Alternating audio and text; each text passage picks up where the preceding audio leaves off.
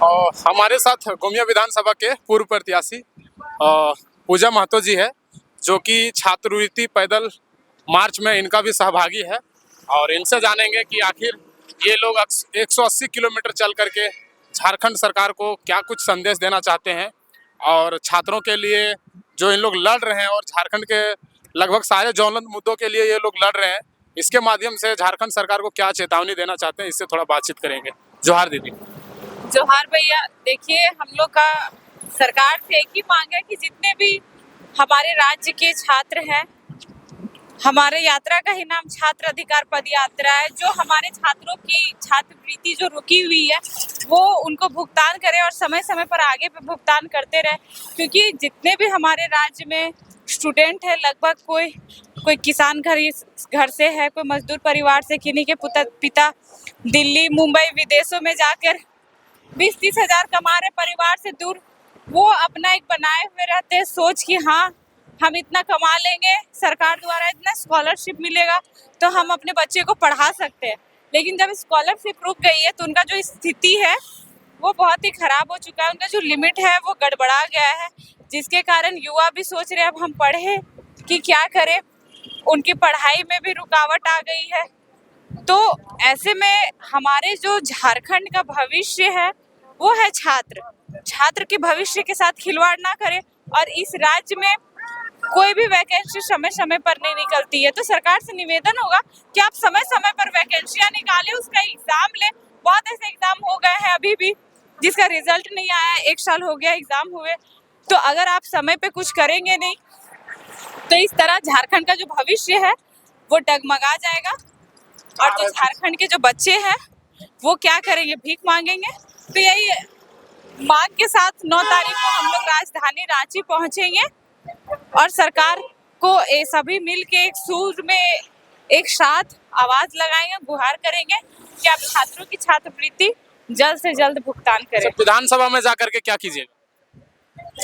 विधानसभा में नहीं जाना है, वहाँ पे राजधानी में है जो वो घेराव है, वही विधानसभा को घेराव करके क्या करिए? तो आप गुहार कहाँ पे लगाइएगा? पंचायत भवन पे तो नहीं लगा सकते हैं ना। फिर से वहाँ लाठी चलेगा तो लाठी चलेगा तो तैयार है। जब हम लोग खाएंगे लाठी 180 किलोमीटर जब हम लोग पैदल चल सकते हैं तो लाठी खाने के लिए भी तैयार है। और लाठी क्यों खाएं? हम अपना अधिकार मांग रहे हैं। हम लोग चोरी डकैती नहीं कर रहे। जो हमारे राज्य में जिनके यहाँ से खनिज से 50 करोड़ 25 करोड़ निकलता है, क्या सरकार उन पे लाठी डंडे बरसाती है? नहीं बरसाती। हम तो अपने अधिकार की चीज मांग रहे हैं। लाठी डंडा इस बार बरसेगा तो जो बरसाएगा उस पे भी बरसेगा। बरसा दीजिएगा। हाँ बिल्कुल, वापस क्योंकि हम लोग चोरी डकैती नहीं कर रहे, अपना अधिकार मांगने गए। सरकार है गलत, वहाँ पे आप समय पे भुगतान नहीं करे तो गलत तो सरकार है। चोरों डकैतों को, लुटेरों को, जिनके यहाँ से करोड़ों करोड़ संपत्तियां निकलती है, उनको अच्छे से जेल में रखा जाता है, 2-4 महीने बाद छोड़ दिया जाता है। क्यों? उनके रिश्तेदार लगते हैं वो। छात्र जो है, ये राज्य हमारा है, यहाँ के जितने भी छात्र उनके अधिकार के लिए वो अधिकार मांग रहे, भीख नहीं मांग रहे। लाठी इस बार बरसेगा तो इस बार बहुत गलत होगा। चलिए, ये थी जेलकेम का पूर्व प्रत्याशी गोमिया विधानसभा का, और हमारे साथ एक और दादा है, इनसे थोड़ा जानेंगे। वरीय उपाध्यक्ष जी, इनसे थोड़ा जानेंगे। क्या नाम है? दिनेश साहू। जोहार दादा। जोहार जोहार। थोड़ा परिचय बताइए अपना। मेरा नाम दिनेश साहू है और हम पार्टी के केंद्रीय वरीय उपाध्यक्ष हैं। क्या बोलिएगा झारखंड सरकार? झारखंड सरकार को यही कहेंगे कि जरा सा भी शर्म और हया अगर बचा हुआ है तो वो पहले छात्रों के भविष्य को सुरक्षित करे, उनकी छात्रवृत्ति का भुगतान करे। क्योंकि पिछले 2 वर्षों से छात्र जिस पीड़ा और जिस दर्द से गुजर रहा है वो कहीं ना कहीं असहनीय हो चुका है। आज अगर नौजवान सड़कों पर हैं तो उसका कारण भी यही है कि ये 2 वर्षों से छात्रों की जो पीड़ा है वह इतना बढ़ गया है कि अब बर्दाश्त से बाहर हो गया। और इसीलिए अब सरकार के खिलाफ हम लोगों को इतनी लंबी यात्रा, जो 180 से 190 किलोमीटर के आसपास है, इतनी लंबी यात्रा करने की आवश्यकता पड़ी। आप देख रहे होंगे कि अभी हम लोग लगभग 70 से 80 किलोमीटर चल रहे हैं और अभी भी हम लोगों का पैर जरूर दुख रहा है। देखिए, अभी आपने गोमिया विधानसभा के प्रत्याशी से बात किया, उनके पैरों में छाले हैं। अभी हमारे साथ आए अर्जुन रजवाड़ जी, जो चंदनकारी के प्रत्याशी, उनके पैरों में छाले हैं। अभी देखिए हमारे बगल में है साथी विनोद महतो जी, जो हमारे साथ बगोदर से चल के आए, युवा मोर्चा के अध्यक्ष है। इनका भी पैर आप देख रहे हैं कि नहीं चल पा रहे हैं, लेकिन बावजूद इसके कि हम लोग चल रहे हैं। क्यों? क्योंकि हमारे जो पैरों में दर्द है उससे कहीं ज़्यादा हमारे सीने में दर्द है। और वो दर्द हम बयां करने जा रहे हैं कि अगर आप राज्य के अभिभावक हैं, आप राज्य के मुखिया हैं, तो हमारा दर्द, हमारे बच्चों का दर्द समझना आपकी जिम्मेवारी बनती है। आप जिस तरीके से जेएसएससी, सीजीएल, जेपीएससी की परीक्षाओं को बाधित करते रहे हैं, टालते रहे हैं, और वैकेंसियों के नाम पर जिस प्रकार से टाल मटोल होता रहा है, उसमें भ्रष्टाचार होता रहा है, ये कहीं ना कहीं हमारे हौसले को तोड़ रहा है। रात रात भर जग करके नौजवान पढ़ता है और उसके बावजूद भी परीक्षा की तिथियां टाल दी जाती है, परीक्षा कैंसिल कर दिया जाता है, उसका पेपर लीक हो जाता है। तो बताइए कि क्या उम्मीद बचेगा नौजवानों में? आखिर क्यों नहीं कलम छोड़ेगा लोग? तो ये मजबूरी की स्थिति आई है, इसीलिए हम सड़कों पर है। और इतना ही नहीं, हमारी पार्टी ने तय किया है कि हम जो लंबे समय से एक लड़ाई लड़ रहे हैं, जिसको लेकर के आगे बढ़ रहे हैं, वो खतियान आधारित स्थानीय नीति और नियोजन नीति, हम उसको अंतिम क्षण तक नहीं छोड़ेंगे।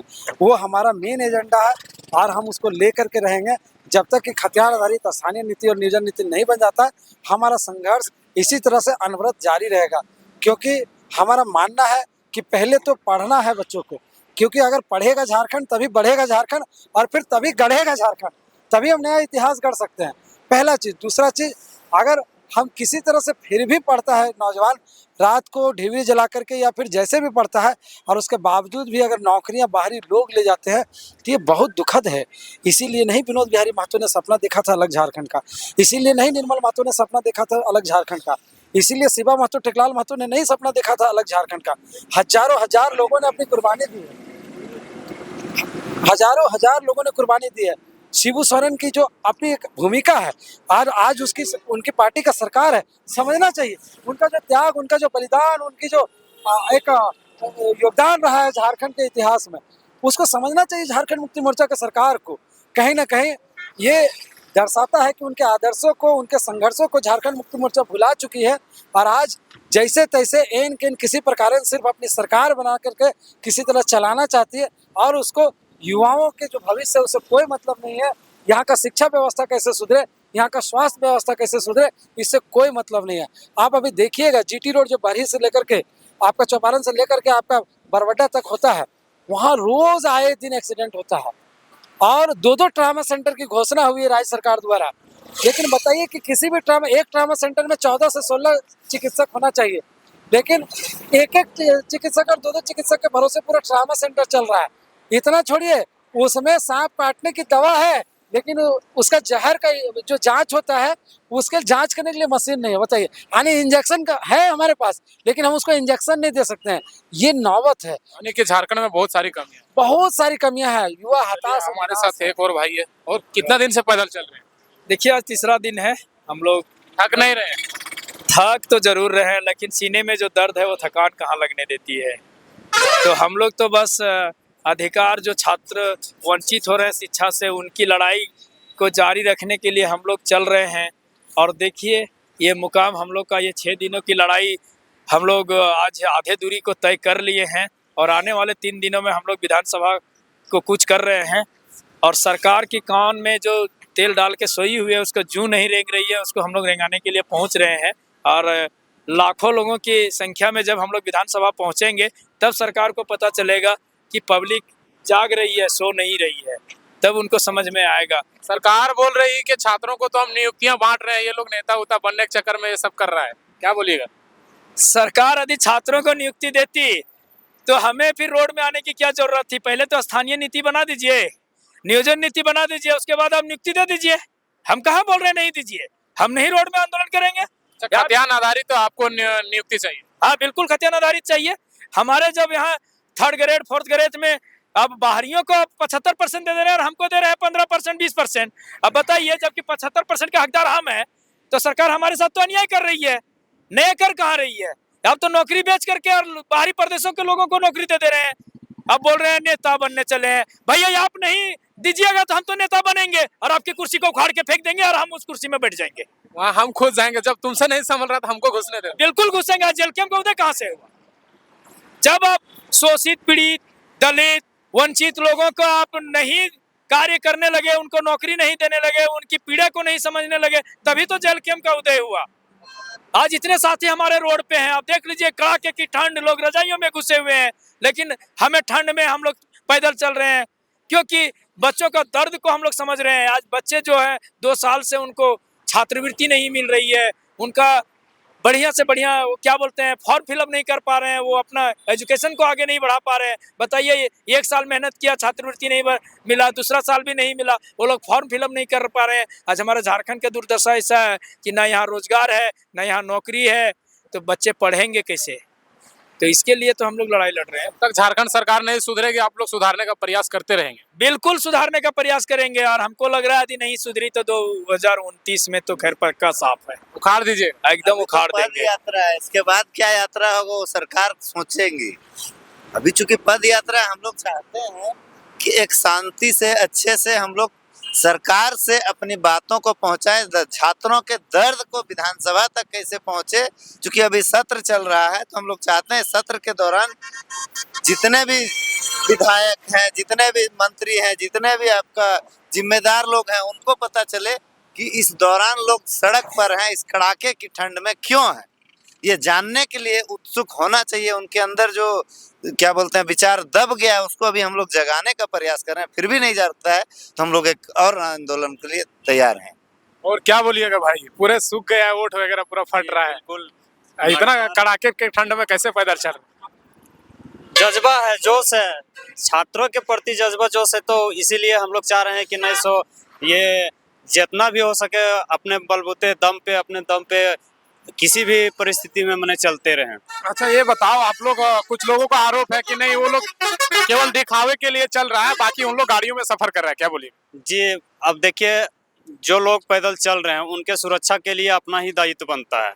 तो हम लोग कुछ दूर तक विष्णुगढ़ से आपको टाटी झरिया दारू यानी कि हजारीबाग के दारू प्रखंड तक हम लोग बगोदर से अपना एम्बुलेंस खुद लेके चले हुए थे, और किन्हीं किन्हीं को जरूरत पड़ी थी तो उनको पैर में ये मलहम वो सब देने का काम भी किए थे।